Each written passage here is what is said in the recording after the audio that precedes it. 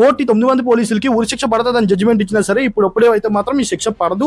అసలు పడతదో లేదో కూడా కన్ఫర్మేషన్ లేదు. అదేంటి ఎందుకు అన్నది ఈ వీడియోలో నేను చెప్తా. ఈ కేసు ఏంటో తెలియదు అనుకునే వాళ్ళ కోసం ఈ క్విక్ ఇంట్రడక్షన్. తమిళనాడులో 9 మంది పోలీసులకు ఉరిశిక్ష పడ్డది. అట్లనే 1,40,00,000 దండుగా తండ్రి కొడుకుల సావుకు ఈళ్లే కారణమట. మరి 5 ఏళ్ల కిందట కరోనా లాక్డౌన్ టైంలో రూల్స్ తప్పి సెల్ ఫోన్ల దుఃఖం తెరిచిండ్రని అరెస్ట్ చేసి స్టేషన్ గుంజుకోపోయి మస్తు కొట్టిండ్రట. రాత్రంతా 3rd డిగ్రీ అంటుంటారు కదా, అంత ఘోరంగా కొడితే లాఠీల మీద నెత్తురు వారిందంటే సూడురిగా దవాఖానకు తీసుకుపోయిన 2 రోజులనే జీవిడిచిండ్రు పాపం.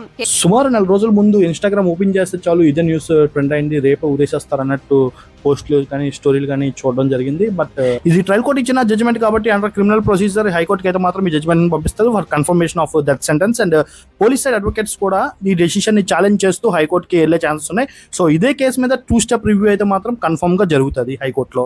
ఇవే జడ్జిమెంట్ ఇచ్చినట్లు ఇప్పుడే పడదని చెప్పేస్తున్నావు కదా, ఇన్ కేసు హైకోర్టు కూడా ఉరేసామని జడ్జిమెంట్ ఇస్తే అసలు ఏంటి పరిస్థితి? అప్పుడు పోలీస్ సైడ్ అడ్వకేట్స్ అయితే మాత్రం special leave petition before supreme court తీసుకునే పాసిబిలిటీస్ అయితే మాత్రం ఉన్నాయి. అండ్ ఇది తీసుకొని కేసుని అయితే మాత్రం ఒక 5-6 సంవత్సరాల ముందుకి జరపచ్చు. సుప్రీం కోర్టులోనే మళ్ళీ డెసిషన్ ని రీచెక్ చేయమని కూడా పిటిషన్ వేయొచ్చు.